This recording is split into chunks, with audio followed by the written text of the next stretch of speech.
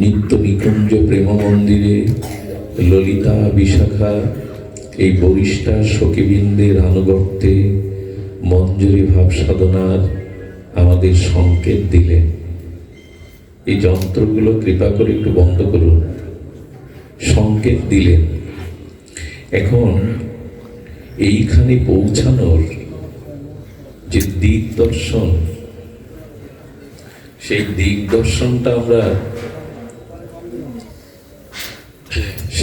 দর্শনটা আমরা কি করে পাব? দিক দর্শনটা কি করে পাব সেটি প্রথমে একটু আস্বাদন করে আমার নিজস্ব ক্ষুদ্র জ্ঞান, নিজস্ব ক্ষুদ্র চেতনায় এই অবুঝ বালকের মতো যেটুকু গুরু মহারাজ দান করেন আপনাদের সেটুকু জানাবার অভিলাষ। দেখুন, ব্রজেন্দ্র নন্দন, রসিকেন্দ্র মৌলি, রসিক শেখর আমাদের শ্রী গোবিন্দ, যিনি মাধুর্য মূরতি, তিনি বৃন্দাবনে লতা পাতা বৃক্ষ পাহাড় শিলা এদেরকে প্রেম দান করেছিলেন। কিন্তু এদের বাইরে তিনি এই ব্রজপ্রেম যে মঞ্জুরি ভাব সাধনার কথা শুনলাম এটা দিয়ে যেতে পারেননি।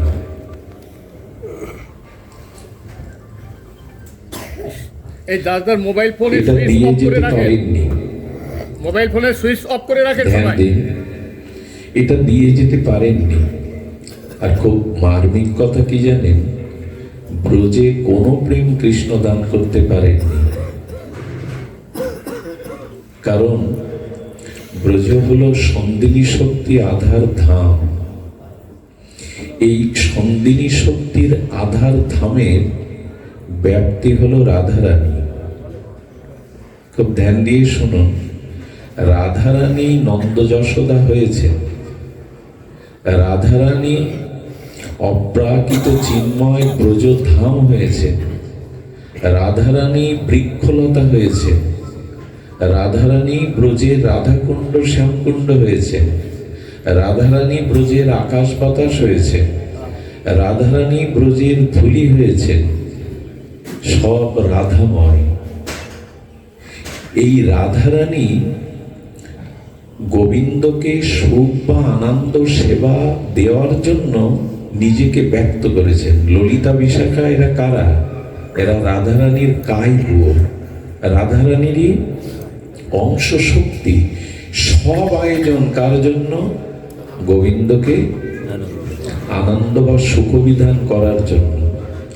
এখন বৃন্দাবনের আকাশ বাতাস, যমুনা, বৃক্ষলতা, গিরিরাজ সবকিছু যদি রাধাময় হয়, তবে গোবিন্দ যে প্রেমটা দান করেছেন ব্রজের গোপীদের, নন্দ বাবা, যশোমতী মা, গাভী, বৃক্ষলতাকে, এই প্রেমটা গোবিন্দের না, গোবিন্দ রাধারানীর কাছ থেকে নিয়ে তবে দান করেছেন। এখানে দাতা গোবিন্দ নয়। শব্দটা মীমাংসা করেছেন কবিরাজ কৃষ্ণ গোস্বামী। খুব ধ্যান দিতে, উনি আসলে যে স্তরে উপরে কথা বলেছেন তাকে সম্মান জানিয়ে আমি অনেক নিচু স্তরে আসব, কিন্তু ওনার কথার ব্যাপ্তিটা, আবহাওয়াটা, অনুভূতিটা ধরে রাখা দরকার। দেখুন, কবিরাজ কৃষ্ণ গোস্বামী তার অনবদ্য স্বর্ণফলকে চৈতন্য চরিতামৃতের মতো দার্শনিক আচার্য গ্রন্থে এই আচার্য প্রবর তিনি লিখেছেন, লাদিনী দ্বারাই করেন আনন্দ আস্বাদন। গোবিন্দ আনন্দ আস্বাদন করেন কার দ্বারায়? লাদিনী মানে অন্তরঙ্গা গোবিন্দের সচ্চিত আনন্দের যে অনন্ত শক্তির মধ্যেই সচ্চিত আনন্দ, আর এই আনন্দের অধীশ্বরী লাদিনী রাধারানীর দ্বারাই গোবিন্দ আনন্দ আস্বাদন করছেন। শব্দের দিকে ধ্যান দিন। লাদিনী দ্বারাই করেন আনন্দ আস্বাদন, লাদিনী দ্বারাই করেন ভক্তের পোষণ। অর্থাৎ গোবিন্দ নিজে রাধারানীর প্রেমানন্দ, আনন্দ, সেবানন্দে ভাসছেন, আর গোবিন্দ আমাদেরকে, ভক্তদেরকে, ব্রজবাসীদেরকে যে প্রেম দান করেছেন সেটা রাধারানীর কাছ থেকে নিয়ে দান করেছেন। প্রেমটা গোবিন্দের সম্পদ। খুব সতর্কভাবে শব্দগুলি ধ্যান দিতে হবে। প্রেম রাধারানী, কারণ প্রেমময়ী রাধা, প্রেমময়ী রাধারানী শক্তি, আর গোবিন্দ শক্তিমান। শক্তি না থাকলে তুমি কিসের শক্তিমান? ধন না থাকলে তুমি কিসের ধনবান? রূপ না থাকলে তুমি কিসের রূপবান? ঐশ্বর্য না থাকলে তুমি কিসের ঐশ্বর্যবান? শক্তি না থাকলে শক্তিমান হওয়া যায় না।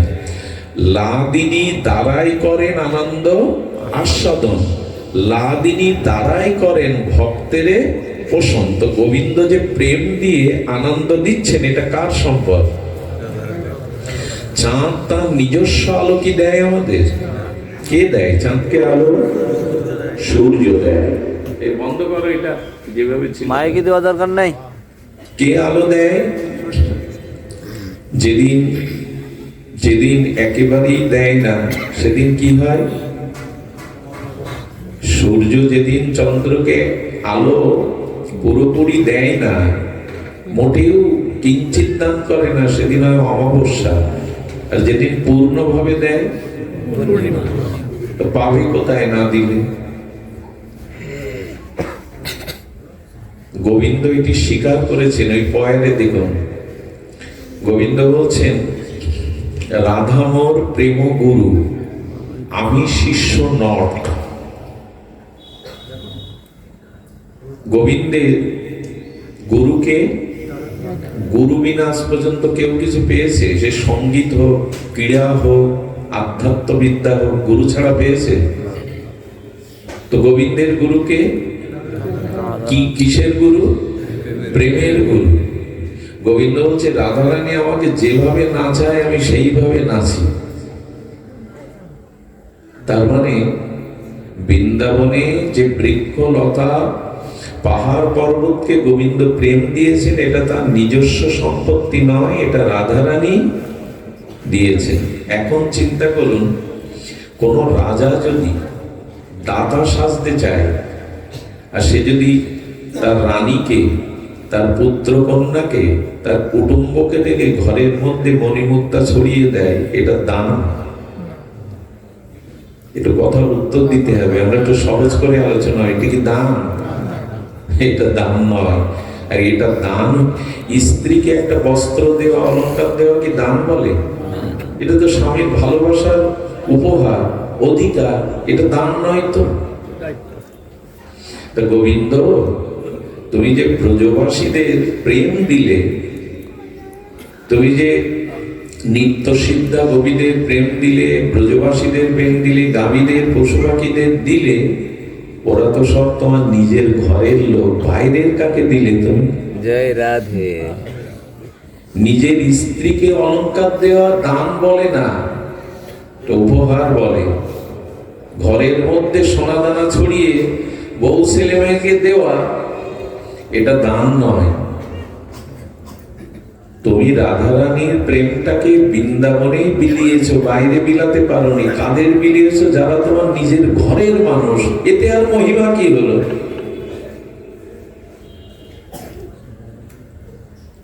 নিজের সন্তান খেতে চায় না, জোর করে করে খাওয়ানো, বেশি বেশি পোশাক পরা।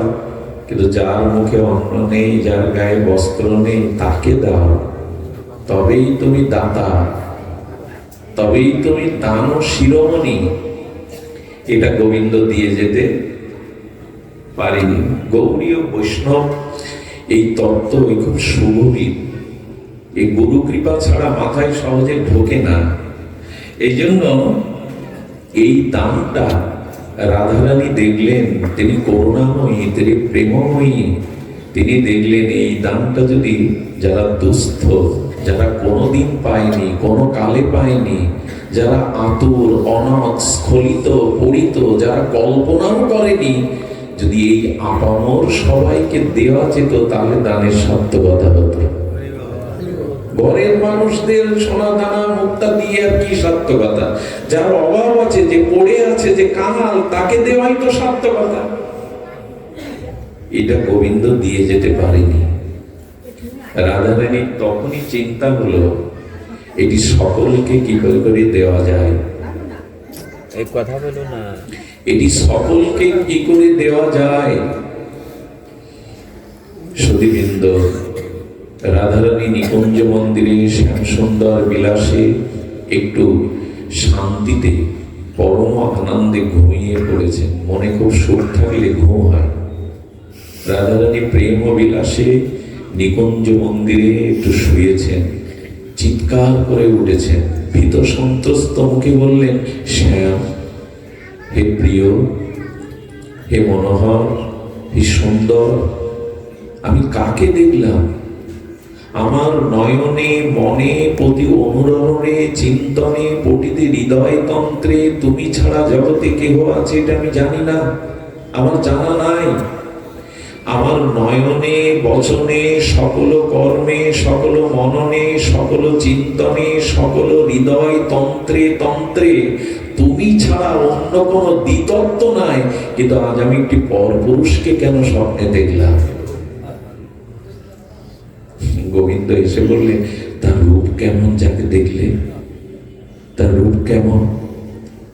বলে রাজানুলম্বিত ভুজ, তার হাতটা তপ্ত কাঞ্চন অঙ্গ, তার বদনটি শত শত দিব্য পদ্মকে যেন নিন্দিত করেছে।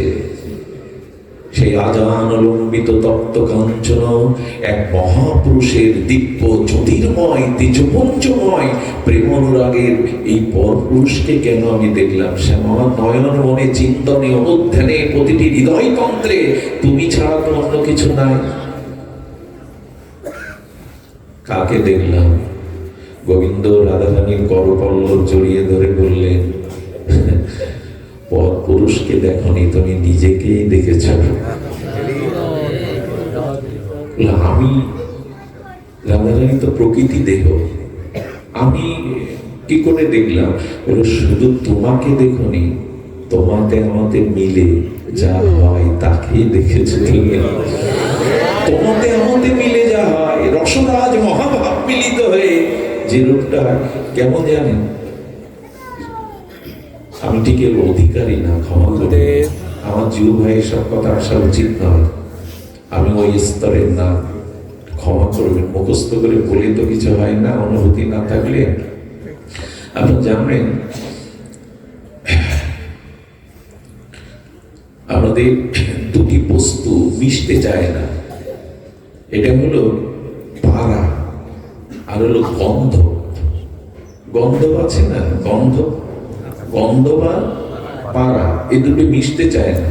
কিন্তু কোন শিলাতে যদি বহুক্ষণ ধরে পেষণ করেন, মেশাতে চেষ্টা করেন, পেষণ করতে করতে করতে করতে বহুক্ষণ পরে একটা অভিনব বস্তু তৈরি হয়, দুটো মিশে, তার নাম কচ্চলি, কাঁচল। গন্ধক চূর্ণ আর পারা একসাথে বহুক্ষণ, যেমন আমরা বলি তেল জল মেশে না, কথাটা ভুল। তেল আর জল বহুক্ষণ মন্থন করতে করতে করতে করতে সাদা ফেনা হয়ে যায়, মিশে যায়। দুটো বস্তু এক হয়ে একটা অভিনব বস্তুর সৃষ্টি হয়, হয় কিনা? ঠিক তেমনি পারদ আর গন্ধক চূর্ণ একসাথে প্রেষণ করতে করতে এটি মিশাতে মিশাতে উজ্জ্বল কচ্চলি হয়। ঠিক তেমনি বললেন, তুমি যাকে দেখেছ সেই রসরাজ মহাভাব তোমাতে আমাতে মিলিত তনুকে দেখেছ, তুমি অন্য কাউকে দেখনি। এই যে নিকুঞ্জ মন্দিরে রাধারানী দেখলেন, ইনিই হলেন আমার রসরাজ মহাভাব মিলিত তনু শ্রী গৌরাঙ্গ। এই রূপ কেন দেখলেন জানেন? রাধারানী চিন্তা করছে এই প্রেমটাকে দেবে। প্রেম তো গোবিন্দ দিতে পারেনি ব্রজের বাইরে, নিজজনের বাইরে অপরকে দিতে পারেনি। তাই রাধারানীর করুণার হৃদয় আর্দ্র হয়ে উঠল। আর রাধারানীর এই মননে, চিন্তনে শ্যাম শ্যামা মিলে, প্রিয়া প্রীতম মিলে, রসরাজ মহাভাব মিলে, রাইকানো মিলিত হয়ে শ্রী গৌরাঙ্গ রূপ নিলেন। নীরের একটাই, যে প্রেম ব্রজের বাইরে দিতে পারিনি সেই প্রেম এবার সবাইকে দান করে ধন্য করব, সবাইকে দান করে ধন্য করব বলে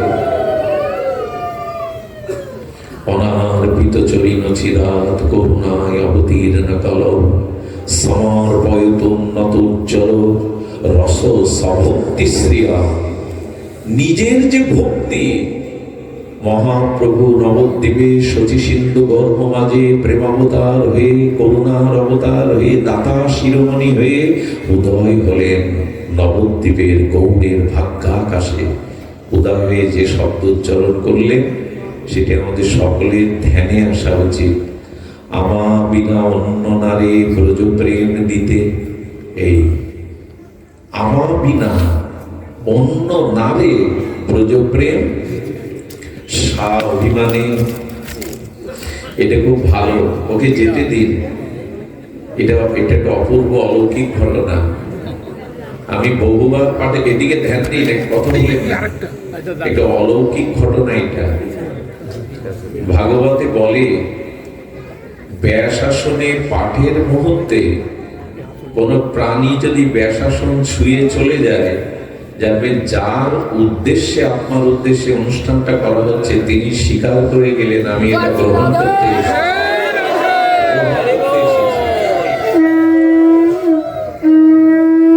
আমি সাপ আসতে দেখেছি, অনেক প্রাণী আসতে দেখেছি। একবার কাকড়া সাপ জড়াজড়ি করে ব্যাসাসনের তলে পড়ে থাকতে, এই ঘটনাগুলো ঘটে।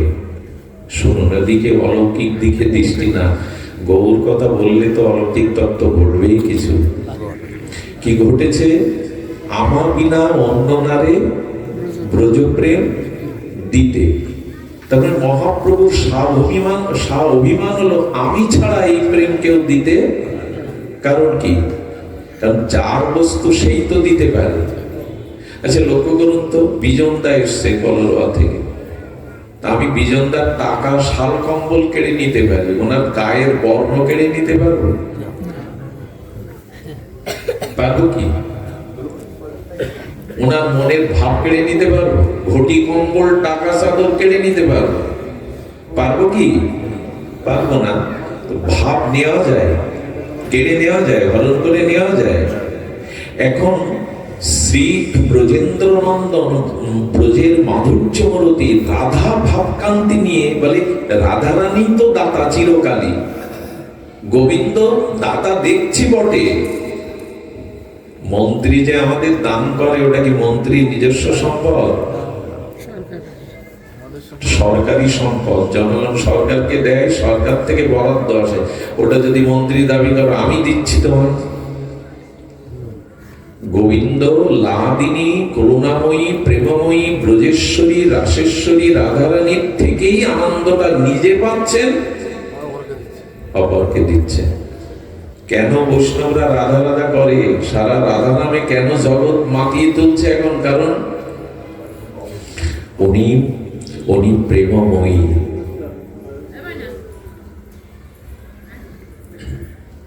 ময়নাকে ডাকছে, ময়না যাও তোমার দলে যাও। কিছু কিছু শব্দ খুব আনন্দ দেয়। ময়না আমি কবে বলবো গৌর, গৌর এসো, নিতাই এসো, আমি কবে বলবো? মাঝে মাঝে কিছু আনন্দ। একবার হয়েছে কি, আমাদের কেশিঘাটে মুরারি মোহনে ভাগবত পাঠ করছেন বেদান্ত ভাগবত আচার্য পুণ্ডরিক গোস্বামী। তো হয়েছে কি, শ্রীকৃষ্ণের জন্ম বৃত্তান্তটা, মানে তার আবির্ভাবটা বললেন, কিছু ইট পড়লো চালে। যে ভয় হয় না আমাদের যারা শ্রোতা? উনি পরিস্থিতিটাকে সামাল দিয়ে বললেন, ভগবান আনন্দময় জগতে আসবেন আর বাজি ফুটবে না, শব্দ হবে না, তাই হয় তাই দুটো বাজি ফুটে গেছে। কিভাবে পরিস্থিতি, ওরা শব্দবাচক তো, কথাবাচক তো। একবার পাঠে বারবার কারেন্ট অফ হয়ে যাচ্ছে, তাদের মাইক বন্ধ হয়ে যাচ্ছে, শ্রোতাদের শ্রুতিতে আনন্দে বিঘ্ন ঘটছে। কি করে বোঝায় বলুন তো? সকলেই মন তখন কেমন একটা উদাস হয়ে যাচ্ছে। তো পাঠক আচার্য বললেন কি, আমরা তো কৃষ্ণ কথাই বলছি, কৃষ্ণের গায়ের রং কেমন? কালো। তো বিদ্যুৎ যেমন চলে যাচ্ছে, ওনার ধ্যান করুন, ওনার ধ্যান করুন। কালো আসলেই মনে করলেন গোবিন্দ এসে গেছে। পরিস্থিতি নিয়ন্ত্রণে এদের কত শব্দ বিন্যাস। শব্দই তো ব্রহ্ম, শব্দই তো আনন্দ। শুনুন, রাধারানী এই ভাবকান্তি নিয়ে শ্রী গৌরাঙ্গ এসে বলছেন, আমি বিনা কারণ ভাব কেড়ে নেওয়া যায় না। ছাতি লাঠি ঘটি কম্বল কেড়ে নেওয়া যায়, ভাব বা বর্ণ কেড়ে নেওয়া যায় না। তো রাধারানী সেই ভাবকান্তি নিয়ে মহাপ্রভু এলেন, আর সেই অনর্পিত চুরি যা ভূতপূর্বে কোন কলিযুগে অর্পিত হয়েছিল, যা ভুলে গেছি, স্মরণে নাই, সেটি দেওয়ার জন্য আসছেন। একটা কথা বলে রাখি, হরিনাম দেওয়ার জন্য মহাপ্রভুর আশা লাগতো না। প্রত্যেক যুগে যুগধর্ম নাম ছিল। মহাপ্রভু না এলেও যুগাবতারের দ্বারা আমরা এই নাম পেতাম, কিন্তু মহাপ্রভু নিতাই চাঁদ না এলে যেটা পেতাম না, সেটা এই রাধা প্রেম, রাধা দাস্য ব্রজ প্রেম, জয় রাধে। এটি পেতাম না। এই জন্য মহাপ্রভু দেওয়া দেও, কাকে দিতে হবে, কে পাওয়ার যোগ্য, কে পাত্র, কে অপাত্র, এটি বিবেচনা না করে আপামর সবাইকে সেই নিগুড় ব্রজ প্রেম দান করলেন। এখানে একটা আক্ষেপ কি জানেন? এমন দাতা শিরোমণি অবতারে, এমন করুণার অবতারে আমি বাদ পড়ে গেলাম না তো এই প্রেম নিতে? হরি বল, হরি বল। আমি বাদ পড়লাম না তো? নিজের কাছে এই প্রশ্নটা করুন তো, যেটা ব্রহ্মাও পায়নি, দেবতা ঋষি মণিরাও পায়নি। ভগবান শঙ্করও যে প্রেম পাওয়ার জন্য বৃন্দাবনে বসে আছেন, তপ করছেন, সেই প্রেম অকাতরে পাত্র অপাত্র বিবেচনা না করে দিতে এলেন নিতাই চাঁদ। আমি নেওয়ার জন্য পাত্র হলাম তো? আমি পেলাম তো? এই প্রশ্নটা উনি করে গেছেন। আমি অত দূরে যাব না, একটা কথা বলি। যারা এই শীতকে, কষ্টকে, গৃহকর্মকে উপেক্ষা করে ভাগবতে আসেন, আমরা এখান থেকে নিয়ে যাই কি? আমি এখানেই প্রণাম করছি ওই লীলাকে, পরবর্তী গৌর কথা বলবো, কিন্তু এই প্রেম নেওয়ার পাত্র হলাম তো আমি? এই প্রেম যে চাই আমি, আমার চিত্ত শুদ্ধ করে এই প্রেম পাওয়ার জন্য ওখানে বসাবো। কার কাছে যাবে? ওকে কাছে বসাও না, বাচ্চাদের ভাগবতের সামনে এনো না। কেউ আবার সমালোচনা করতে পারেন, কেন এনো না, ওরা তো চঞ্চল। কত চঞ্চল হলে তো পাওয়া যায় না, ওদের চঞ্চলতাটাই আনন্দ। ধ্যান দিন, আমরা যে ভাগবতে এসেছি, এই নিকুঞ্জ প্রেমের উজ্জ্বল উন্নত রস, এটি পাওয়ার পাত্র তো। আসুন আমরা পাত্র হয়ে আগে। কেরাসিনের পাত্রে, ডিজেলের পাত্রে যজ্ঞের ঘি নেওয়া যাবে? যায় কি? দুটোই নষ্ট, ঘিও নষ্ট, যজ্ঞও নষ্ট, পাত্রও নষ্ট। আগে পাত্র হতে হবে। এই পাত্রটা আপনারা যারা এসেছেন কষ্ট করে, এই যারা কষ্টার্জিত অর্থ দিয়ে, সেবা দিয়ে ব্যয় করছে, এদের এই অনুষ্ঠান সার্থক হচ্ছে তো? আমরা কর্ম পরিত্যাগ করে, সংসার পরিত্যাগ করে, শীতার্থ উপেক্ষা করে এখানে মাটিতে বসেছি, আমরা কিছু পাচ্ছি তো? পেলাম তো? এই প্রশ্নের উত্তর আজ আমি আলোচনায় সামান্য একটু আনব। আচ্ছা, একটু ধ্যান দিন তো। আমরা চাকরিতে যাই, ব্যবসাতে যাই, খেতি অর্থাৎ খেতে আমরা চাষ করতে যাই। এই যাওয়ার উদ্দেশ্য কি? উপার্জন। এই যাওয়ার উদ্দেশ্য সে ফসল ফলান, আর চাকরিতে যান, আর ব্যবসায় যান, উদ্দেশ্য কি? উপার্জন। উপার্জন না করলে সংসার যাত্রা নির্বাহ হবে না। দুমুঠো অন্ন না পেলে বাঁচব না। উপার্জন। আচ্ছা, এই উপার্জনটা নেওয়ার জন্য যায়। এখন যদি আপনার বিবেকের কাছে, বুদ্ধির কাছে, বিচারের কাছে প্রশ্ন করি, এই যে সৎসঙ্গে আছি, এখানে আসি কি নিতে আসি, কি করতে আসি?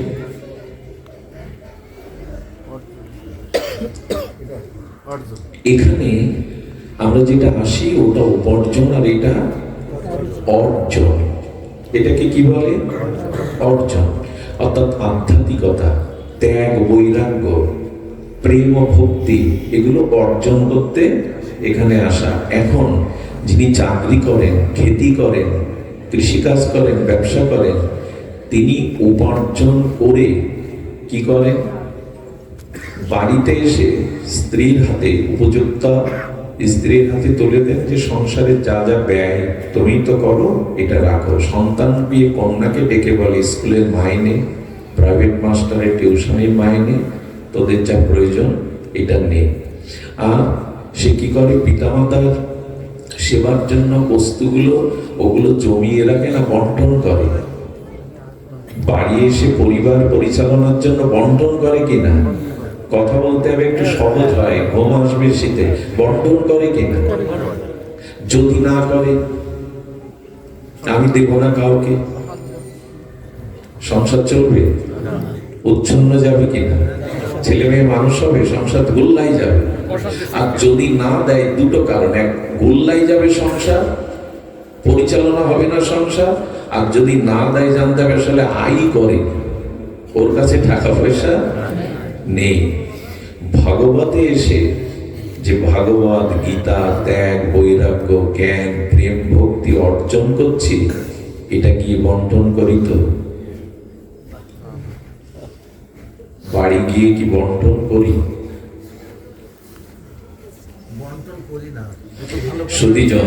সুধীজন বন্টন শুনুন, তারপরে পরে যদি দুইজন কথা বলি সেটা আলোচনা না, প্রশ্ন থাকলে পরে শুনছি। তো বন্টন যদি না করি তাহলে কি হবে জানেন? যে পরিবারে শুধু আপনি ধার্মিক, অন্য কাউকে সুপথে আনতে পারেননি, ধর্ম অনুভূতি জাগাতে পারেননি, সে পরিবারে আপনি বেশি দিন ভক্তি যোগে টিকে থাকতে, আর সেটা আপনার সফলতাও আসবে না, সেটা আপনার জীবনে সফলতা আসবে না। শুধুবৃন্দ, এই জন্য এখান থেকে আমরা যেটুকু অর্জন করি সেটুকু বন্টন করতে হবে, বিলিয়ে দিতে হবে। যদি বন্টন না করি, দুটো এর থেকে মীমাংসা আসছে: এক, আমি অর্জন করিনি তাই দিতে পারিনি। আরেকটি জিনিস হলো, আমি অর্জন করে যদি বিতরণ না করতে পারি তাহলে সেটা ব্যর্থ সংসার, সেটা বিফল সংসার, সেটা উচ্ছন্নে যাওয়া সংসার। আজ ঠিক এই দশাটাই ঘটছে। এইখান থেকে আমরা যা অর্জন করি, যে জ্ঞান, যে চেতনা, যে বিবেক, সেটা অন্যের মধ্যে দেওয়ার মানসিকতা আমাদের আসতে হবে। না হলে জানতে হবে এটা একরকম বিফলে গেল। সুধীবৃন্দ, মনে এই চিন্তাটা আসছিল, আসিত, সৎসঙ্গ আসতে আসতে পথ পড়ে গেছে, কিন্তু ফলাফলটা কি? সুধীবৃন্দ, শাস্ত্র বলছেন যে মহাপ্রভু তিনি এই আজ্ঞা করেছেন, ছাড়ি অনাচার করো কৃষ্ণের। ওখানে একা বলেননি, উনি বললেন সাথে পাঁচে মিলে করতালি দিয়ে কীর্তন করো। একা বলছেন না উনি। এই জন্য তিনজন মাত্র মহাপ্রভু সংসারে: বিষ্ণুপ্রিয়া দেবী, শ্রীমান মহাপ্রভু, সচিমা। এই তিনজন জীবের জন্য যে জাতীয় ক্রন্দন করেছেন, আত্মত্যাগ স্বীকার করেছেন, একজন করেননি। বিষ্ণুপ্রিয়া পাশে না থাকলে মহাপ্রভু গম্ভীরায় প্রবেশ করতে পারতেন না। সচিমায়ের ত্যাগ না থাকলে নিমাইকে আমরা এই রূপে পেতাম না কখনো। তিনজনই এই জীবের প্রেম ভক্তি দানের জন্য বলিদান দিয়েছেন নিজেদেরকে। সুধীজন, যদি পার্বতী পাশে না থাকতো, ভগবান শঙ্কর সমাধিস্থ হতে পারতেন না। আর সমাধির পরে হরিকথাও পার্বতীকে সামনে নিয়ে বলতেন, কোলে নিয়ে, তাহলে হতো না। ভগবান শঙ্কর সমাধিস্থ হয়ে থাকতে পারতেন না যদি ত্যাগ ও বৈরাগ্যিনী জগৎ মাতা পার্বতী পাশে না থাকতো, সংসারটাকেই তো করতে পারলাম না আমরা, এখান থেকে নিয়ে গেলাম কে আয় করে। আরেকটা কথা বলি, কুবেরের ধন রাজধন বসে গেলে যাবে কিনা, একটা প্রবাদে আছে কিনা। তা আমার পূর্ব জন্মের পূর্ণ পাপ দুটোই ছিল, আর পূর্ণের কারণে সংসারে কিঞ্চিত সুখ, সমাজে কিঞ্চিত সম্মান, সচ্ছলতা, একটু বাড়ি পেয়েছি, এগুলি পেয়েছি পুণ্যের ফলে পেয়েছি। আর পাপের ফলে রোগ, শোক, জরা, ব্যাধি এগুলি আসছে। এখন চিন্তা করুন তো, পূর্বের পুণ্যের কারণে যে সুখটুকু পেয়েছেন এ জন্মে, যদি ওইগুলো ভোগ করতে থাকেন, ওটা ভোরাবে কিনা? রাজধন কবিরের ধনও তো ভোরাবে কিনা? এই জন্য উচিত হলো এই ফুরিয়ে যাওয়ার আগে নতুন করে আবার একটু সঞ্চয় করা, অর্থাৎ প্রতিদিন ভগবানের ভজন সাধনের দ্বারা ওই পূর্ণকৃত ভগবত কর্ম সঞ্চয় করা, যাতে ফিরিয়ে ভিখারি না হতে হয়। প্রতিদিন সেটা করিত, সেই সঞ্চয়টা করিত, নাহলে ফুরিয়ে গেলে কিন্তু পতন হয়ে যেতে হবে। তাই ভগবত কর্ম, দয়া, সন্তোষ, ক্ষমা, এই দিব্য সাত্বিক গুণাবলীগুলো দিয়ে কিছু সঞ্চয় করুন, নাহলে ফুরিয়ে গেলে শেষ। সুধীবৃন্দ, এই জন্য আমরা যে আসি, এই আসার ফলে যে অর্জনটা করি, সেই অর্জনটা অন্যের মধ্যে যদি সঞ্চারিত হয়, নিজে যদি পরিবর্তন হওয়া যায়, নিজের ভিতরে আচরণ যদি শুদ্ধ হয়, নিজের ভিতরে যদি ত্যাগ বৈরাগ্যকে আপনি প্রকাশ করতে পারেন, তবে অবশ্যম্ভাবী ওই যে একটু আগে বললেন, দাদাজি মহারাজ বললেন যে যার অনুভূতি নাই, যার আছে তার পাশে বসলে ওই অনুভূতি সংক্রামিত হবে। আপনার ভিতরে যদি ত্যাগ, বৈরাগ্য, তিতিক্ষা এগুলি আরাধনা চলে আসে না, পরশ পাথরের লোহা ছোঁয়ালে যেমন সোনা হয়ে যায়, ওদের ভিতরে একদিন না একদিন এটি প্রবেশ করবে। যেন অর্জন শুধু করে যেন না, অর্জনটা বন্টন করুন। যদি বন্টন না করতে পারেন, তাহলে কিন্তু এটা বৃথায় যাবে। সুধীবৃন্দ, মন্দিরে যাই, আমরা সৎসঙ্গে যাই, সেখানে কিছু সময় কাটাই, কিন্তু লক্ষ্য করবেন আমরা সেইখান থেকে যা প্রার্থনা, আরাধনা যেগুলি করে আসি, সেগুলি বাস্তব প্রতিফলনে যদি আমাদের না আসে, তবে ওই প্রার্থনাটা, ওই মন্দিরে যাওয়াটা খুব বেশি। আচ্ছা লক্ষ্য করুন তো, বলছেন কি ভাগবতটা পোশাকই করো না, ভাগবতটা চর্মের মতো করো। পোশাকটা বদলানো যায়, খুলে ফেলা যায়, চামড়াটা যায় তো। তো হরিকথা যা শুনছো, এটা নিজের সাথে চামড়ার মতো, চর্মের মতো মিশিয়ে দাও। পোশাকই সাধু সেজো না, পোশাকই ধার্মিক হয়েও না। পোশাক এখন পরলাম, আর একটা খুলে ফেললাম। ধর্ম যদি গ্রহণ করতে হয়, নিজের চর্ম যেমন দেহের সাথে এটে আছে, ওইভাবে রাখবে, যাতে না চলে যায়, বদলানো না যায়। এই জন্য পোশাকটাকে ধর্ম বলেনি, পোশাকটা প্রয়োজন, কিন্তু এটা পরিপূর্ণ ধর্মের পরিচয় নয়। পোশাক বদলানো যায়, চামড়া বদলানো যায় না। এই জন্য আচ্ছা লক্ষ্য করুন তো, এই যে বন্টনের কথা এলো, আপনি মন্দিরে যাচ্ছেন, সৎসঙ্গে যাচ্ছেন, আহ্নিক করছেন, হরিগুণাগুণ কীর্তন করছেন, পাঠে আসছেন, কিন্তু এর সার্থকতাটা হচ্ছে বোঝা যাবে কি করে? আচ্ছা, তৃষ্ণার্ত ব্যক্তি যদি জল পান করে তৃষ্ণা না যায়, তাকে জল পাওয়া যাবে? ঔষধ গ্রহণ করে যদি রোগ না সারে, তাকে ঔষধ পাওয়া যাবে? একটু কথা বলুন, যাবে কি? যাবে না। যদি ভোজন করে ক্ষুধা নিবৃত্তি না হয়, সেটাই কি ভোজন? ঔষধ খেয়ে রোগ না নিরাময় হলে ওটা প্রকৃত ঔষধ। জল পান করে তৃষ্ণা যদি না মেটে, তাহলে সেটাও পানীয় জল নয়। ভোজন করে যদি ক্ষুধা নিবৃত্তি না হয়, সেটাও যথার্থ ভোজন নয়। এখন ভজন করে, আরাধনা করে, সাধু সঙ্গ করে যদি আমার কামনা বাসনা, আমার ভিতরে পশুত্ব কিছু না যায়, এটাও কি ধর্ম, অনুষ্ঠান, আরাধনা বলা যাবে বলুন? ঔষধ সেবন করে রোগ যাচ্ছে না, এটা কি প্রকৃত ঔষধ? স্বীকার করতে বাধা আছে আমাদের? বাধা নাই। জল পান করে তৃষ্ণা নেমেনি, মেটেনি, এটা আদৌ জল নয়, কারণ জলের ধর্ম তৃষ্ণাকে নিবারণ করা। এতকাল ধরে দীক্ষা, শিক্ষা, হরিনাম, তিলক, মালা, ভাগবতে আসা, আমার স্বভাব যদি পরিবর্তন না হয়, আমার কাম ক্রোধের গায়ে যদি হাত না লাগে, এগুলি কি ধর্ম করলাম? এগুলি কি আরাধনা করলাম?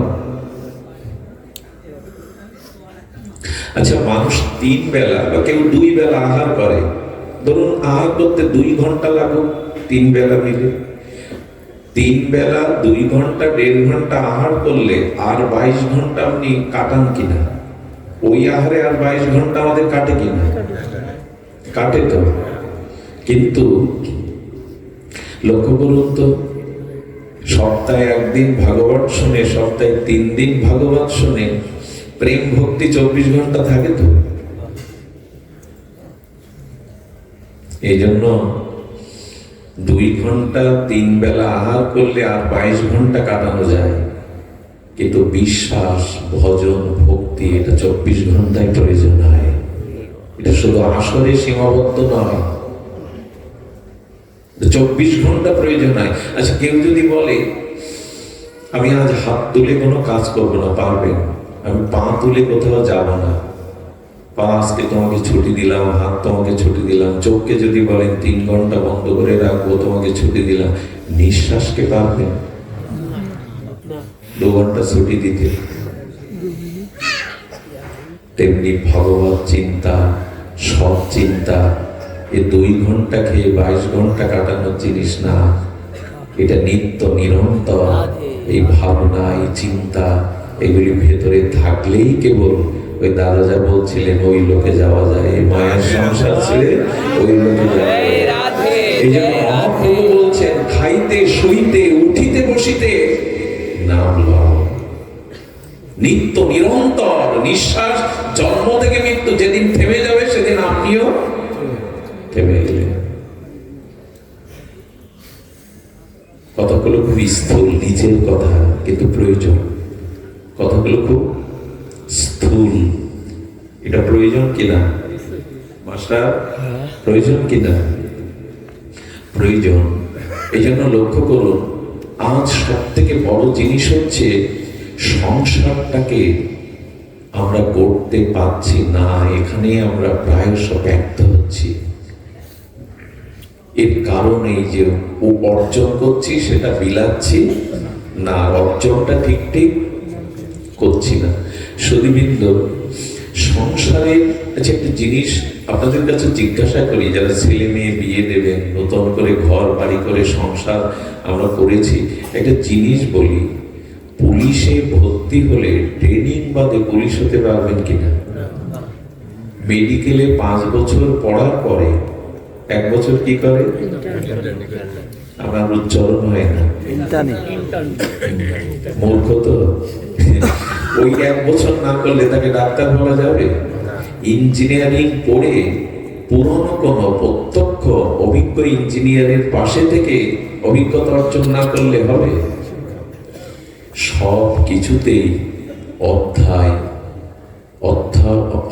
মানে অধ্যয়ন, অধ্যবসায়, অনুশীলন, পরিচর্যা, প্রত্যক্ষ সেবা, এগুলি না করলে কেউ হয় না। তা আমরা যে সংসার করছি, আমাদের প্রশিক্ষণ নেওয়া আছে তো। এই যে ছেলে মেয়ে বিয়ে দিবেন, ঘরে বৌমা আনবেন, ছেলে মেয়ে বিয়ে দিলেন, এদের যে সংসার করে দিচ্ছেন, এদের প্রশিক্ষণ আছে তো। কঠিন কি পুলিশের চাকরি, ডাক্তারি চাকরি, না সংসার? কোনটা কঠিন? সবাই বলছেন না তো সংসারটা। বলে এবার এই ঝুল ধরেছে কেন? সবাই বলা শীত তো, আমি আড়ষ্ট হয়ে যাচ্ছি। আর আমরা বসে একটু কথা বললে সারা জাগবে। আলোচনাটা গম্ভীর না করে ওটা হালকা করি। সংসার কঠিন না ডাক্তারি মাস্টারি করা কঠিন? এখানে প্রশিক্ষণ কোথায় নিয়েছি আমরা?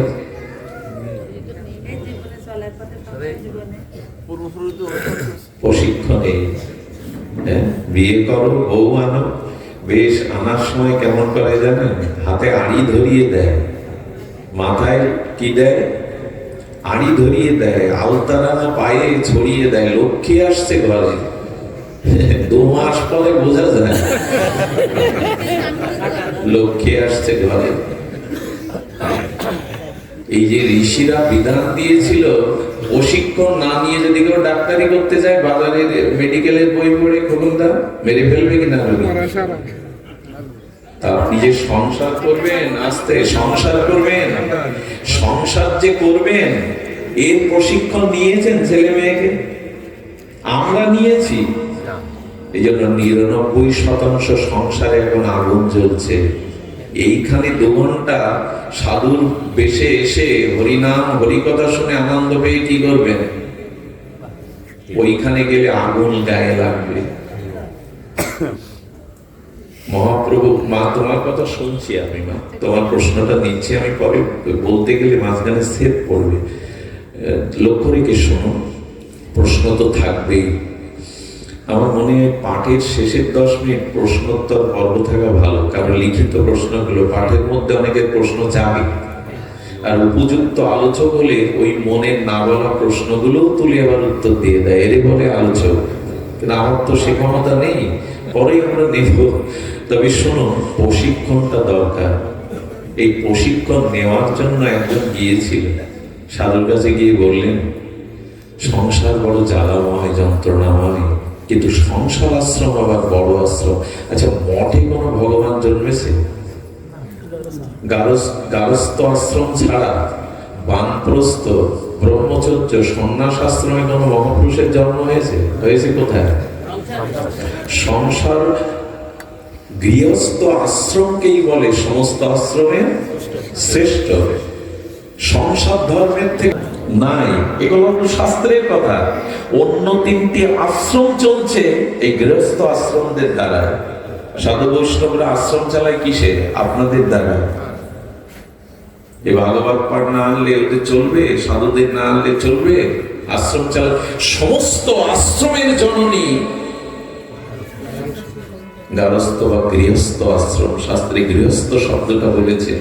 লক্ষ্য করে শুনুন, ইটের ওপরে ইট দিয়ে ঘর বাঁধা যাবে না, মাঝখানে বালি আর সিমেন্টটা খুব দরকার। সংসার মুখে মুখে করলে হবে না, সবকিছুতে ট্রেনিং দরকার, অভিজ্ঞতা দরকার। সংসার করবেন, তার কোনো ট্রেনিং নেই, জ্ঞান নেই, সংসারে ঢুকে যাবেন, সেটাই তো সর্বনাশের কারণ হয়েছে। আর একটা জিনিস বলি আপনাদের, সুন্দর বাইরে হতে চাইবেন না, সুন্দর সৌন্দর্যটা আজকাল কি পাওয়া যায়? বিউটি পার্লার যায় কিনা? বিউটি পার্লারে যে সেজে আসি, এটা কতক্ষণ থাকে, কদিন থাকে? এটা কথা বলুন। বা 2-4 দিন থাকে, সারা জীবন থাকে কি?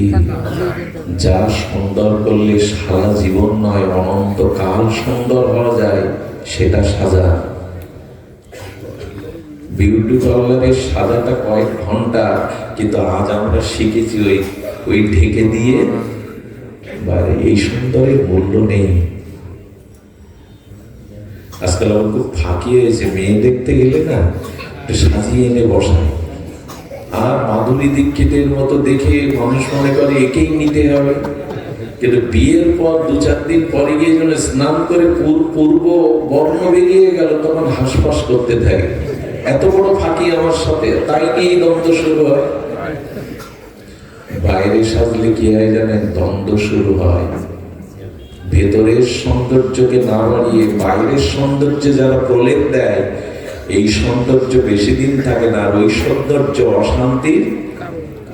খুব খারাপ লাগছে কথাগুলো, লাগলেও উপায় নেই।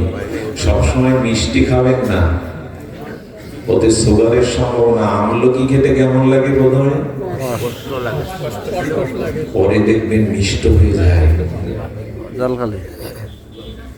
আমলকি খান, সবসময় মিষ্টি রসগোল্লা মুখে পড়বেন না। এই কথাগুলো তিতো হলেও, কষ্ট হলেও, বাস্তব হলে এগুলো শুনতে থাকুন, এগুলোই ঔষধ।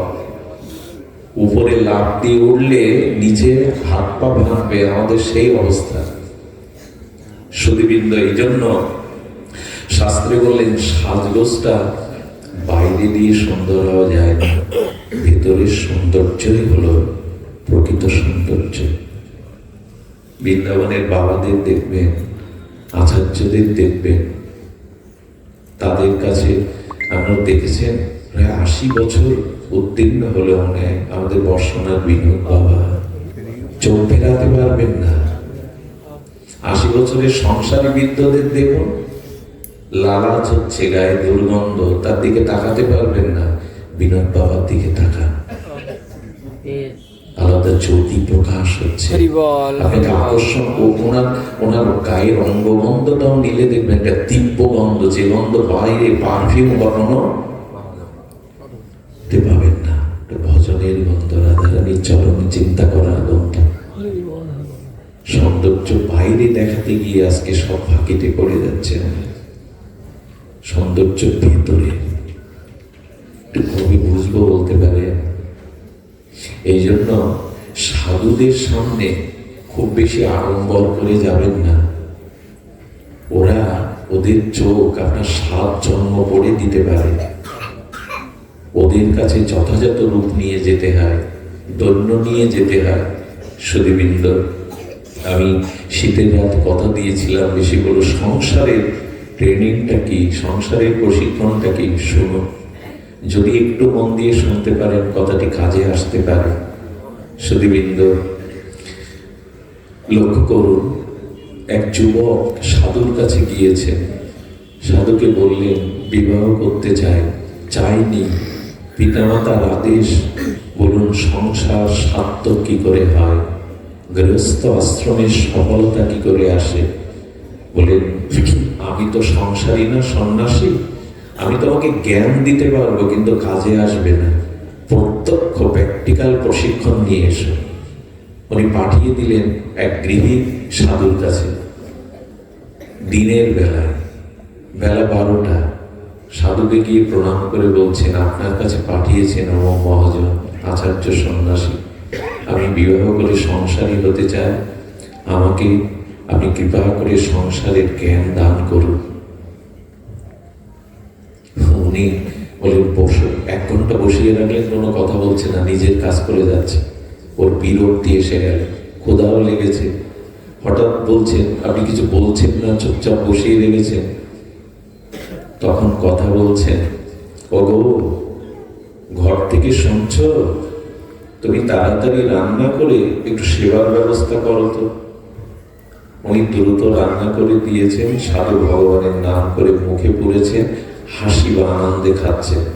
আর এই যে যিনি প্রশিক্ষণ নিতে এসছেন, জ্ঞান নিতে এসছেন, সে মুখে দিয়েই থুতু করে ফেলে দিয়েছে। লবণ দেয়নি সবজিতে, বলছে এটা খাওয়া যায়। উনি দেখছেন যে হাসি মুখে উনি খেয়ে যাচ্ছেন, হাসি মুখে উনি খেয়ে যাচ্ছেন। এরপরে বললেন এই আসলেই পাগল, হ্যাঁ লবণহীন তরকারিতে কিচ্ছু বলছে না। এরপরে বললেন আমি চললাম বাবা আপনার চরণে। বলে কি জানতে এসেছিলে, জানবে না? মনে মনে বলবে, তারপর বুঝতে পারছে কি শিখবো এখান থেকে। হঠাৎ বলছে কি শোনো, বেলা 1টা বাজে, দিবার ভাগে মধ্যাহ্ন গগনে সূর্যের কিরণ, বলছে হেরিকেনটা আলিয়ে জানো তো, আমি একটু শাস্ত্র দেখবো। স্ত্রী সঙ্গে সঙ্গে হেরিকেনটা ধুয়ে মুছে জ্বালিয়ে সামনে রেখে চলে গেল। বলে না, এখানে দাঁড়ানো ঠিক না। দিনের বেলায় চক্ষু মানলো যে হেরিকেন জানতে পারে, আর যে গিন্নি আলো জ্বালিয়ে সামনে এসে রেখে দেয়, এই পাগলাদের কাছে থেকে চললাম। বলে বাবা শোন, তোমাকে আমি উপদেশ না দিয়ে প্র্যাকটিক্যাল শেখাতে চেয়েছিলাম সংসার কিভাবে করতে হয়। কিভাবে জানেন? বলে সংসারে থেকে যদি শান্তি পেতে চাও, তাহলে এক কাজ করে, এই দৃশ্য দুটো প্রশিক্ষণ নিয়ে চলে যাও। আমি আমার স্ত্রীকে দ্রুত রান্না করতে বলেছি, ওই রান্নাটা দ্রুত করতে গিয়ে সে লবণ ভুল করে দেয়নি, কিন্তু আমার আদেশ পালন করে অনুরাগে রান্নাটা করেছে। এই জন্য সংসার করতে গেলে আমি বুঝেছি সারাদিন পরিশ্রমের মধ্যে আগুনে পুড়ে দ্রুত রান্না করতে গিয়ে লবণ দেয়নি, এটা আজ আমাকে প্রসন্ন হাসি মুখে নিতে হবে। এতে কি হয় জানেন, পরে উনি যখন সেবা নিতে বসবেন তখন ওনার অনুশোচনা জাগবে, একবারও কিছু বললো না, এত ত্যাগ, এত ধৈর্য। ওই দিন থেকে সে 10 বার রান্না করতে গিয়ে ওর কথা ভাববে রান্নাটা কি করে সুন্দর করা যায়। আমরা কি করি, 14 গোষ্ঠী উদ্ধার করে দেয়। সংসার কাকে করতে হয় দেখুন। আর স্ত্রী এসে বললেন, উনি আমাকে দিনের বেলায় হেরিকেন জ্বালতে বলেছেন, আমি বিনা বাক্যে ওনার আদেশ পালন করে ওনার সামনে দিয়ে গেছি। যেদিন স্ত্রীর এই ভুলগুলোকে ক্ষমা সুন্দর দৃষ্টিতে দেখে মেনে নিতে শিখবে, আর স্ত্রী বলছেন যেদিন স্বামীর আদেশ দিনের বেলায় আলো জ্বালতে বললে বিনা বাক্যে স্বামীর আদেশ পালন করবে, সেই হলো সংসার। এটা শিখে নিয়ে যাওয়া, এটা নিয়ে যাওয়া। এই প্রশিক্ষণগুলো আজকে ছেলে মেয়েকে আমরা দিতে পারছি না, তাদের গুরুকরণ করিনি, তাদের সাধুগুরু বৈষ্ণবের কাছে এই শিক্ষায় তাদের আমরা নিয়ে যাইনি। সাধুর কাছে যাবেন, এদের পাঠাবেন দীক্ষা শিক্ষার মাধ্যমে। দেখুন এইখানে প্রসাদ দেওয়া হবে এরপর, হয় না অনুষ্ঠানের পরে? আচ্ছা লক্ষ্য করুন তো, এইখানে আমরা সকলে সাধু কেন জানেন? এখানে বসতে 2-5 মিনিট লেগে যায়, আসন দেবে তারপরে বসবে, এগুলো তুলবে, এরপরে পাতা দিতে 8-10 মিনিট লেগে যায়, এরপরে কেউ জল আনতে চেয়েছে জল আনে, এরপরে এক একজন আসতে আসতে 1 ঘন্টা বসে বসে এখানে সেবার অধৈর্য হয়ে আনল তোলেন। এদের অনেকেই তোলে না, বেশিরভাগ লোক তো তোলে না, কারণ অনুষ্ঠানে এসছে এখানে আমার ইচ্ছা মতো, আমার ইচ্ছা মতো এবং আমার ইচ্ছা মতো এগুলি এখানে 1 ঘন্টা দাঁড়িয়ে মানুষ প্রসাদ নেয় কিনা? আচ্ছা এই ধৈর্যটা বাড়ি দেখান তো, এই যে বললাম অর্জন করে নিয়ে যেতে হয়, বন্টন করতে হয়, এই ধৈর্যটা বাড়ি দেখান তো। এখানেই শুধু আমাদের অনুষ্ঠান, এখানেই শুধু ধর্ম, এর বাইরে। রামকৃষ্ণদেব বললেন সন্ধে এইখানে বসে হরিবোল বলা যায়, এইখানে সাধুর মতো বসে হরিকথা শোনা যায়। তোতা পাখিরে রাধা কৃষ্ণ বলি সেখান, টিয়া পাখিরে রাধা কৃষ্ণ রাধা কৃষ্ণ, কর্ণ মন জুড়িয়ে দেবে। পাখি রাধা কৃষ্ণ বলছে, ওকে খাসা থেকে বের করে বিড়ালের সামনে দিবে, তখন বলুন এবার রাধা কৃষ্ণ বল। আমাদের অবস্থা এখানেই নিতাই গৌর, এখানেই রাধা মাধব, ওখানে গিয়ে ট্যাটা শব্দ বেরিয়ে যায়। আপনি সাধু, মন্দিরে সাধু নন। 3 ঘন্টা মন্দিরে থাকুন, 2 ঘন্টা ভাগবতে থাকুন, এটা আপনার পরিচয় নয়। সাধুত্বের পরিচয় আপনার ব্যবহারে, সংসারে। ওইখানে কতটুকু ধৈর্য সংযম আপনার মধ্যে আছে। এই জন্য যারা ভালো মা হতে চান, এদের জন্য বলা হয়েছে ভালো মা হতে গেলে অন্তত 15 বছর আগে মা হতে হয়। মা হওয়ার 15 বছর আগে। এই কথাগুলো আমি এখন বলি না, আগে তো এই রেকর্ড করার ব্যবস্থা ছিল না, যন্ত্র। 20টা বছর চিৎকার করেছে এইসব নিয়ে, তখন এইগুলো যন্ত্র ছিল না। কিন্তু আজ আবার সেই পুরোনো কথা মনে পড়ছে, যেদিন থেকে মেয়েরা রজস্বলা হয় ওই দিন থেকেই তার মা হওয়ার ট্রেনিং শুরু হয়। ওইখান থেকে যদি তার সংযম, সুসন্তানের জন্য সাধনা থাকে, তখনই ওই 15 বছর দরকার নেই। এটা এখন কেউ করবেও না, এটা বলা অবান্তর হয়ে যাবে। কিন্তু বলি কি, সন্তান নেওয়ার আগে অন্তত 1 বছর 2 বছর অনুশীলন করুন কি করে সুসন্তানের মা হওয়া যায়। আর তাও যদি না পারেন, তবে গর্ভে সন্তান নেওয়ার সময় থেকে আপনার অনুশীলনটা যেন শুরু হয়, তাহলে সুসন্তান হবে। কিছু মনে করবেন না। আমেরিকার এক ডাক্তারের কাছে গিয়ে দেখলেন স্বামী স্ত্রী তারা হলিউডের নায়ক নায়িকার মতো, কিন্তু ছেলেটার মুখ হয় ঘোড়ার মতো বিভৎস। স্বামী স্ত্রীকে বললেন কিছু মনে করবেন না, যে ঘরের জন্ম হয় সেই ঘরে কি কি ছবি আছে বলেন আমার স্বামী ঘোড়া খুব ভালোবাসে, পুরো ঘরটায় ঘোড়ার ছবি, ঘোড়ার প্রতি ওনার খুব প্রীতি। ওই জন্মদানের সময় ওই ভাবনাটা, ওই ছবিটা তার মানস পটে এসে যায়। এক বাচ্চা মা অতিষ্ঠ কারো চোখ তুলে নেয়, কারো মাংস তুলে নেয়। ডাক্তারের মনোবিজ্ঞানীদের এখন দেখানো উচিত সবারই। মনোবিজ্ঞানীরা বলছেন ও গর্ভে থাকতে আপনি কি করতেন, অস্বীকার করবেন না। বললেন সর্বক্ষণ টিভি দেখতো, হিন্দি ফিল্ম দেখতো, এই যে মারামারির দৃশ্য দেখতো, কাটাকাটি, ওর মধ্যে ওটা চলে গেছে। আমরা কি ভুলে গেছি 5 মাস গর্ভবতী সীতাকে রামচন্দ্র তপবনে বাল্মীকির আশ্রমে পাঠিয়ে দিলেন। সীতা জগৎ জননী, তাকে বনবাসে পাঠাতে হবে গর্ভবতীকে। অনেকেই ভুল বুঝে প্রভু রামকে। রামচন্দ্র বলেছিলেন আমার সন্তানকে যদি আদর্শবান করে তুলতে হয়, তবে রাজপুরীর মধ্যে ভোগের মধ্যে থাকলে আমার সন্তান আদর্শবান হবে না। তাই তপবনে বাল্মীকির আশ্রমে রেখে এসেছিলেন ভজন কীর্তন আরাধনার থেকে, যাতে তার সন্তান উপযুক্ত হয়। এখন চিৎকার করে লাভ কি, এখন মাথা ঘুটে লাভ কি? আমার কথা শোনে না।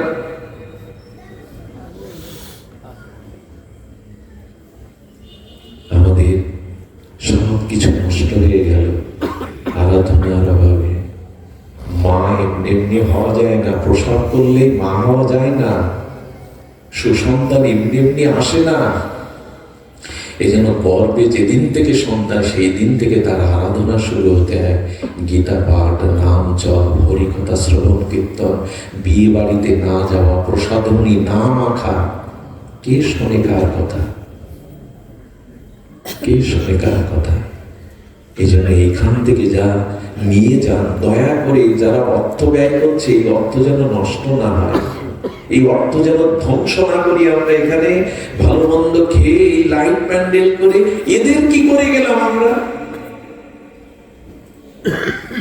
জগতে আজ একজন বিবেকানন্দের দরকার, একজন স্বামী প্রণবানন্দের দরকার, একদিন ঠাকুর অনুকূল চন্দ্রের দরকার। তাই বলি কি, যেটুকু অর্জন করছেন ওগুলো বন্টন করুন, পরিচর্যা করুন। শ্রী শ্রী ঠাকুর অনুকূল চন্দ্রের একটা বাণী আছে। উনি বলেছিলেন যে ধর্মকর্ম যতই করো ফুল তুলসী গঙ্গা জলে, অনুশীলনের কৌশল ছাড়া ফল হবে না কোনো কাল। সুখ চাও তুমি, ভোগ চাও তুমি, সুষ্ঠু কিছু করবে না। আবার বলি, সুখ চাও তুমি, ভোগ চাও তুমি, সুষ্ঠু কিছু করবে না। ও চাওয়া তো বাতুল চাওয়া, দুর্ভোগ ছাড়া জুটবে না। সুধীজন সতর্ক হন, সব শেষ হয়ে গেল, সব ধ্বংস হয়ে গেল। ভালো লাগে খোকনদা তার পুত্রকে নিয়ে, স্ত্রীকে নিয়ে, হৃদয়দার মতো মানুষ, আমাদের কার নাম বলবো, কেউ কষ্ট পাবে, ভাইকে নিয়ে, স্ত্রীকে নিয়ে সবাই আসে। এটাই সৎসঙ্গ একা করতে নাই। আমি একটা অনুরোধ করি, যাদের একটু সামর্থ্য আছে, মাসে একদিন অন্তত, পক্ষকালে 15 দিনে একদিন বাড়িতে একটু পাঠ দিন। পাঠকরা 40,000 দাবি করে না। নামের দল আনতে গেলে কত হাজার টাকা লাগে, একটা পদাবলী কীর্তন দিতে গেলে কত হাজার টাকা লাগে, একটা পাঠকের গাড়ি ভাড়া।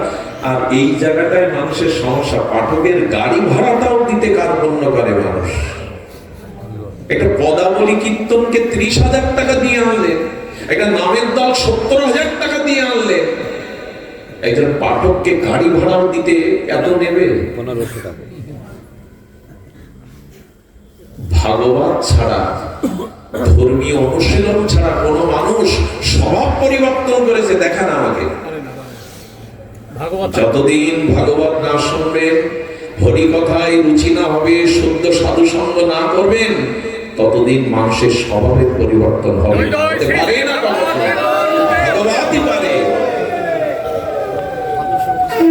হরিনাম শুদ্ধ করে নিতে গেলে, নিরপরাধে নিতে গেলেও ভাগবত শোনা লাগে, যে নাম তত্ত্ব কি, নামের মহিমা কি, নাম অপরাধ কোনগুলি, এগুলো যদি পাঠে না জানেন, ভাগবতে না জানেন, তবে কোটি জন্ম নাম সংকীর্তন করলে কৃষ্ণ প্রেম পাওয়া যাবে না। কোটি জন্ম করো যদি নাম সংকীর্তন, তবু না মিলিবে ব্রজেন্দ্র নন্দন। এই জন্য এই প্রশিক্ষণগুলো শুরু করুন। আমি সব শেষে একটা দৃষ্টান্ত দিয়ে আর বিশ্রাম করবো। কষ্ট পাচ্ছেন আপনারা, বুঝতে পারছি, তবু সমাপ্ত তো করতেই হবে। জীবনে সংকট সমাধানে হাত জোড় করে নিবেদন করি, ভগবান অর্জুনকে পর্যন্ত সামনে গিয়ে কি বলছেন, তদ বিদ্ধি প্রণিপাতেন পরিপ্রশ্নেন সেবয়া উপদেশন্তীত জ্ঞানীন স্তত্ত্ব দর্শিনা। যাও অর্জুন, তত্ত্বদর্শী গুরুর কাছে, আচার্যের কাছে যাও, গিয়ে তাদের প্রণাম করো, তাদের সেবা করো, আর তাদের কাছে পরিপূরণ করো। আজকের এই খ্রিস্টীয় নববর্ষ যদিও আমাদের সংস্কৃতি না, তবু কামনা করছি নতুন বছর যাতে ভালো যায়, নতুন করে জীবন গড়তে পারি। নতুন করে জীবন কিসে গড়া যায়? গুরু কৃপা না হলে, মহৎ কৃপা না হলে জীবন গড়া যায় না। অনেক বিদ্যা জানলে, অনেক অর্থ রোজগার করলেও জীবন সফল হয় না। যাদের আছে ওগুলো তাদের হয়নি। একমাত্র গুরু কৃপা, সাধু কৃপা, মহৎ কৃপা ছাড়া জীবন কখনো গঠন হতে পারে না। অর্থের দ্বারা, বাড়ি গাড়ি থাকলে, সহায় সম্পত্তি থাকলেই জীবন গঠন হয়, এটা ঠিক নয়। জীবনের আধ্যাত্মিক অনুশীলন পেতে গেলে গুরু কৃপায়। দেখুন, আশ্চর্য হতে হয়, দৈত্যদেরও গুরু ছিল। কাদের? দৈত্য গুরুর নাম শুক্রাচার্য। দেবতাদেরও গুরু ছিল বৃহস্পতি। মানুষের তো গুরু থাকতে হবে। দৈত্যের যদি গুরু থাকে, আর আদি গুরু ভগবান শিব, জগৎগুরু ভগবান কৃষ্ণ, তেমনি মানবেরও গুরু থাকতে হবে। তবে গুরু শুধু কানে কানে মন্ত্র নেওয়া নয়, গুরু মানে প্রণাম, সেবা, পরিপ্রশ্ন দ্বারা গুরু তত্ত্বকে অনুশীলন করা। দেখুন, শুক্রাচার্য অনেক উপদেশ দিয়েও ওদের ত্যাগ করেনি। দৈত্যদের ত্যাগ করেছিলেন শুক্রাচার্য। দেবরাজ ইন্দ্র বৃহস্পতির কোনো কথাই মানেনি, জীবনে অনেক অপরাধ করেছেন দেবরাজ হয়ে, তবু গুরু তাকে ত্যাগ। আমাদের এই দেখি সব ছেড়ে গেল, একজন ছাড়বে না, তিনি হলেন শ্রী গুরুদেব। জন্মে মরণে, জন্মে জন্মে গুরুদেব ছাড়বে না। তার কাছে যাই তো, কিছু মনে করবেন না। এখন গুরুর কাছে গিয়ে গুরুর সেবা করার থেকে গুরু হতে চাইছি আমরা। 2-4 দিন একটু কিছু শিখে, একটু পাঠ করতে শিখে, একটু কিছু শিখে আমি গুরু হতে চলেছি। গুরুটা হালকা ভাবে নিবেন না, গুরু হালকা ভাবে নিবেন না। গুরু মানে গুরুত্বপূর্ণ, ভারী। সুধীবৃন্দ, রামকৃষ্ণ ঠাকুরের কাছে একজন গিয়ে বলছে, ঠাকুর আমি শিষ্য হতে চাই, কি করতে হবে? বলো, ওই যে 3টেই উঠতে হবে, চান করতে হবে, গুরু সেবা করতে হবে, গুরু যা বলে তাই করতে হবে, দাঁড়িয়ে থাকতে বললে দাঁড়িয়ে, বসে থাকতে বললে তার জন্য কাঠ জোগাড় করতে হবে, রান্না করতে হবে, চরণ সেবা করতে হবে। বলে, গুরুদেব, গুরু হতে গেলে কি করতে হবে? এইগুলো আদেশ দিতে হবে। বলে, শিষ্য না করে আমাকে তাহলে গুরু করে দিন। এখন আমরা সব গুরু হতেই চাইছি, পাঠক হতেই চাইছি, গুরু হতেই চাইছি। এগুলো এরকম তাড়াতাড়ি কিছু হওয়া যায় না। গুরু সহজে হওয়া যায় না। আদেশ নেই, অনুশীলন নেই, বসে পড়লাম ব্যাসাসনে। সুধীজন, এই জন্য গুরু তো গুরু গুরু হয়ে যাচ্ছে, আমরা গুরু গুরু হয়ে যাচ্ছে। আধ্যাত্মিকতার কিছু নেই। গুরুদেব অঙ্কুশ। এই জন্য দয়া করে সদ্গুরু মহাদেব কৃপায় যান। একটা ছোট্ট হালকা দৃষ্টান্ত, কিন্তু অনেক গভীর। সুধীজন, একজন তার জামাতাকে তার ব্যবসার জন্য, সহযোগিতার জন্য 3 লাখ টাকা তাকে নগদ দিয়েছিলেন, যেটা তুমি সুরিনা মতো ফিরিয়ে দিও। উনি বলেছেন, আমাকে সহায়তা করুন, আমি ব্যবসায় দাঁড়াতে পারলে ফিরিয়ে দেব। ওই 3 লাখ টাকা নিয়ে ফিরিয়ে দেওয়ার নাম করে ব্যবসা করে উন্নতি করলো, দাঁড়িয়ে গেল। টাকা চাই, ও দেওয়ার ক্ষমতা আছে, অনেক ধনী হয়ে গেছে, প্রতিষ্ঠিত ব্যবসায়ী, টাকা শ্বশুরে দেয়। এতে তার প্রতি বিরাগ ভজনে প্রথমে আত্মীয় স্বজন, পাড়া প্রতিবেশী, অন্য লোকদের কাছে বলে বেড়াতে লাগলো, জামাই টাকা নিয়ে টাকা দেয়। এই নিয়ে অশান্তি, মুখ দেখা দেখি নিয়ে, মেয়ের বাড়ি যাওয়া নেই, ওরাও আসে না। খুব মন দিয়ে শোনো, গাঢ় রহস্য আছে এর মধ্যে। যখন এইভাবে 10 বছর চলে গিয়ে সম্পর্কটা চরম তিক্ততার সীমানায় পৌঁছে গেছে, তখন উনি বললেন, আমি ঠাকুর ঘরে আগে ধ্যান করতে বসলে একটু নাম হতো, এখন ধ্যান করতে ওই যে রাত দিন ওই লোকের সাথে বলে ওই চিন্তা করে, এখন যে ধ্যানের মধ্যে ওই 3 লাখ আর জামাই এসে বসে, জব ধ্যান ঘুম সব গেছে। সুধীবৃন্দ, ক্ষমা না থাকলে, হৃদয়ের দয়া না থাকলে, দৈন্য না থাকলে জীবনের কি দশা হয় দেখেন। এটা কোথায় পাওয়া যায়?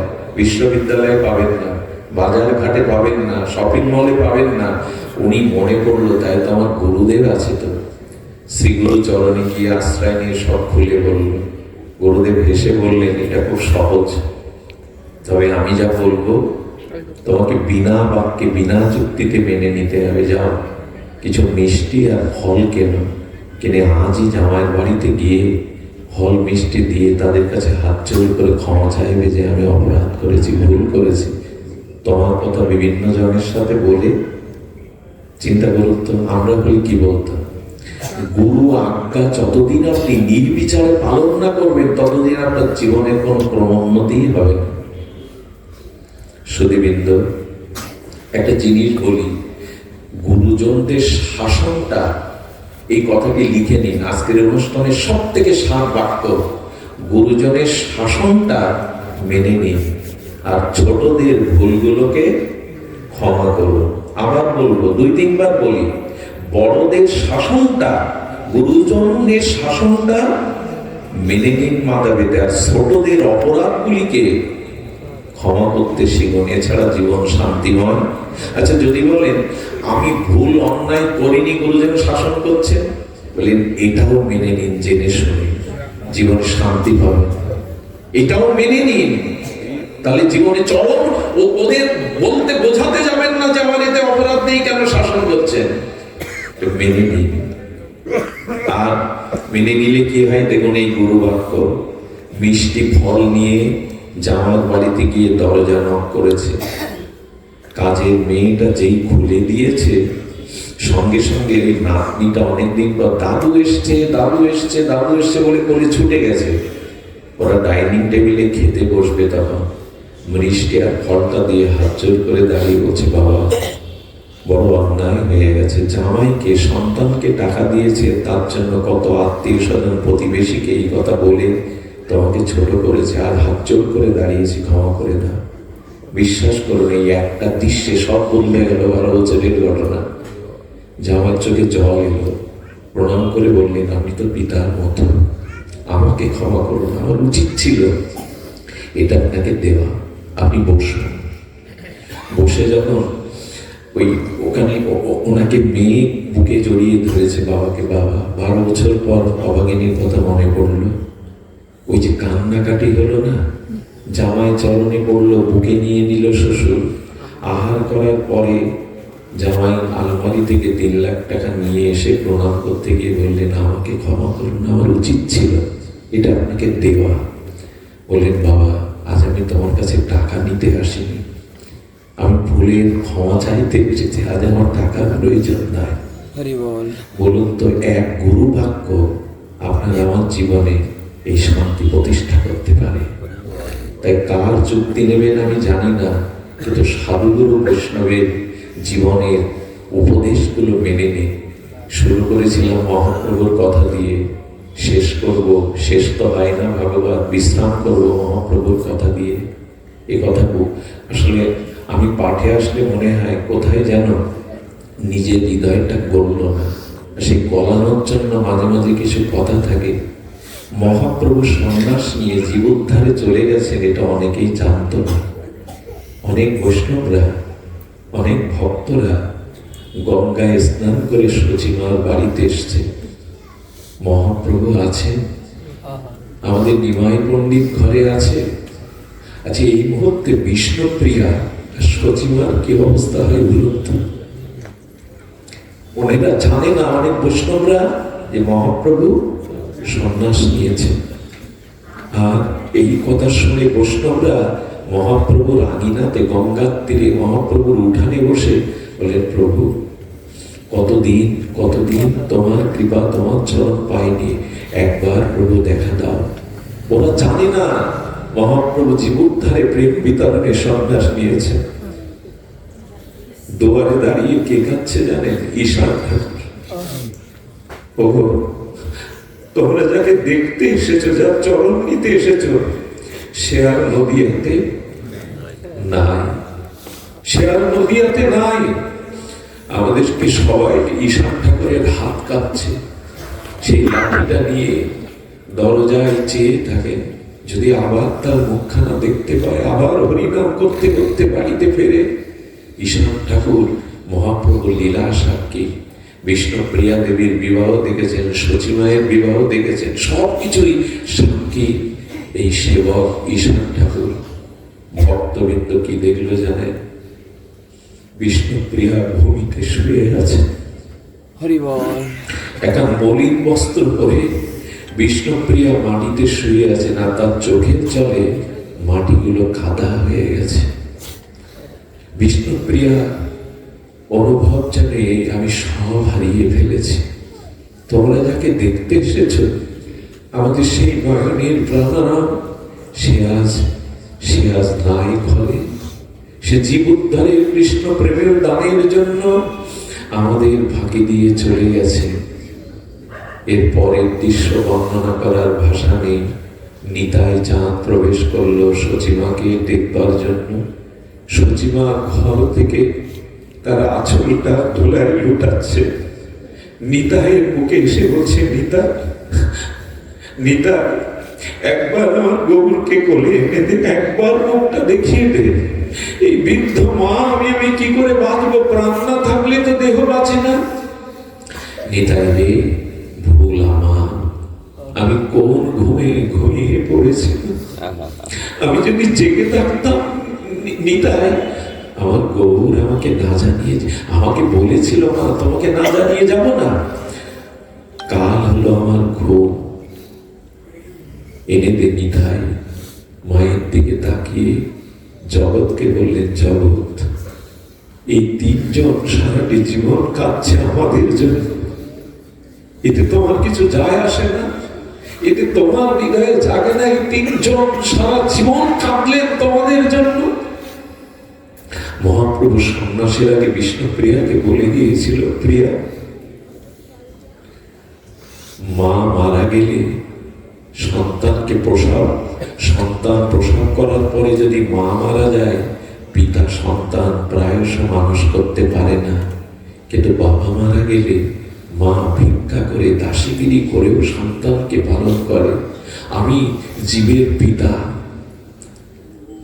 তুমি বৈষ্ণবদের জননী, তুমি যদি ত্যাগ বৈরাগ্য না দাও, সুখের মুখে ছাই না দাও, আমার এই বৈষ্ণব সন্তানদেরকে তুমি রক্ষা করতে পারবে না প্রিয়া। তুমি বৈষ্ণব জননী মায়ের মতো, তোমার ত্যাগ তিতিক্ষা এই ধর্মকে রক্ষা করবে। সারাটি জীবন এই চতুর্দশবর্ষীয় বিষ্ণুপ্রিয়া সুখের মুখ দেখেননি, বাহ্যিক সুখের। কাঞ্চনা সখী বলতো, সখী একটা ভালো কাপড় পরিস না কেন?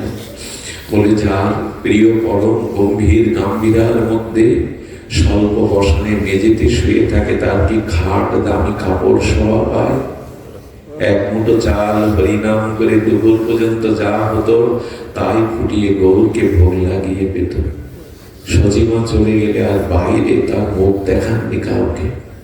সারাটা জীবন এই তপস্যা করে গেছেন আমাদের জন্য। এর কোনো মূল্য নেই আমাদের কাছে। একজন মানুষ, তিনজন মিলে কাঁদছেন আমাদের জন্য, অথচ আমাদের হৃদয় বললো না, আমাদের হৃদয় ভজনে এলো না।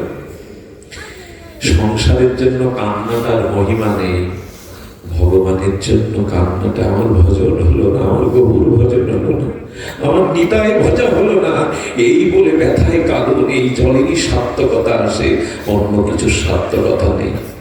যে মানুষটার উদ্দেশ্যে আজকের এই অনুষ্ঠান হচ্ছে, উনি বড় উদার প্রকৃতির ছিল। অপূর্বদার মুখে বহুবার তার কথা শুনেছি। আজকের এই অনুষ্ঠান যারা করছেন, যে উদ্দেশ্যে করছেন, সার্থক হোক, আপনাদের মঙ্গল হোক, আপনাদের কল্যাণ হোক। জয় জয় ভক্ত ভগবান